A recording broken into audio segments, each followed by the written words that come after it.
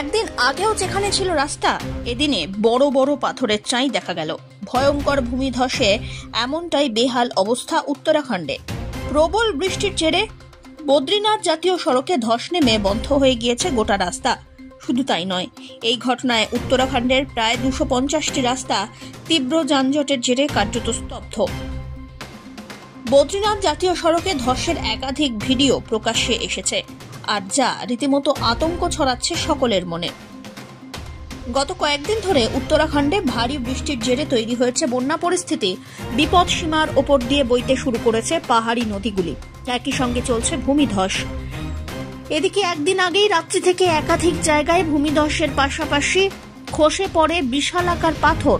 হাড় হিম করা সেই ঘটনার ভিডিও সোশ্যাল মিডিয়ায় প্রকাশ করেছে উত্তরাখণ্ড পুলিশ, যেখানে দেখা যাচ্ছে পাহাড়ের ওপর থেকে গড়িয়ে পড়ছে বিশাল বিশাল পাথরের চাই।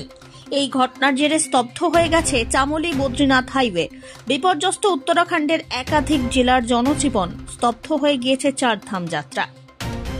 তবে শেষ পাওয়া খবর অনুযায়ী এইসব পাথরের চাইগুলি সরিয়ে দিয়ে পুনরায় রাস্তা গঠনের কাজ শুরু করা হয়েছে বলে জানানো হয়েছে।